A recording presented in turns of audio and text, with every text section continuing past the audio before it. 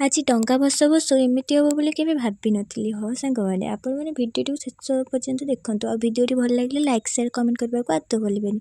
ତ ଆପଣମାନେ ଜାଣିଥିବେ ତ ପଞ୍ଚୁକ ମୋର ଏବେ ଚାଲିଛି, ତ ଏଇଟା ଲାଷ୍ଟ ଡେ ଥିଲା। ତ ସେଥିପାଇଁକି ଟିକେ ଭଲ ଭାବରେ ମୁଁ ମୁରୁଜ ପକାଇ ଦେଇଥିଲି। ତ ମୋତେ ତ ମୁରୁଜ ପକାଇବା ପାଇଁ ବହୁତ ଭଲ ଲାଗେ। ତ କାହାକୁ ଭଲ ଲାଗେ ମୋତେ କମେଣ୍ଟ ମାଧ୍ୟମରେ ଜଣାଇବେ। ଆଉ ମୁଁ ଯେଉଁ ମୁରୁଜ ପକାଇଛି ଆଜି କାହାକୁ କାହାକୁ ଭଲ ଲାଗୁଛି ନିଶ୍ଚୟ କମେଣ୍ଟ ମାଧ୍ୟମରେ ଜଣାଇବେ।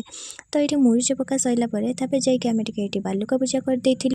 ତାପରେ ଟିକେ ସୂର୍ଯ୍ୟକୁ ବନ୍ଦାପନା କରିଦେଇଥିଲୁ। ତାପରେ ନନା ଆସି ପହଞ୍ଚି ଯାଇଥିଲେ। ତ ନନା ଆଜି ଯେହେତୁ ଲାଷ୍ଟ ଡେ, ତ ସେଥିପାଇଁ ଟିକେ ବୁଝେଇ ଦେବାର ଥିଲା, ପୂଜା କାମ ଲେଟ୍ ହେବାର ଅଛି। ତ ସେଥିପାଇଁକି ନନା ବେଣୁସୁ ପଳେଇ ଆସିଥିଲେ ଆଜି।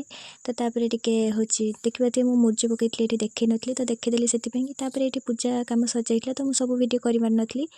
ତାପରେ ଏଠି ମୁଁ ଡଙ୍ଗା ସଜାଇ ଦେଇଥିଲି। ତାପରେ ଡଙ୍ଗା ଭସାଇବା ପାଇଁ ପଳେଇ ଆସିଥିଲେ ଆ କା ମା ବହି ପାନ ଗୁଆ ଥଇ, ପାନ ଗୁଆ ତର ମାସକ ଧର୍ମ ମୋର, ଏହି କହିକି ମୁଁ ଡଙ୍ଗାଟା ଭସାଇ ଦେଇଥିଲି। ତ ଏଠି ସମସ୍ତେ ବି ଡଙ୍ଗା ଭସାଉଥିଲେ। ତ ବହୁତ ମଜା ଥିଲା ସେଦିନ ଦିନଟି। ତାପରେ ଟିକେ ଭୋଗ ତିଆରି କରିଦେଇକି ଭୋଗ ବାଣ୍ଟିବାକୁ ପଳେଇଥିଲି। ପୁଣି ଦେଖା ନେକ୍ସଟ ବ୍ଲଗରେ। ରହିଲି, ବାଏ ବାଏ।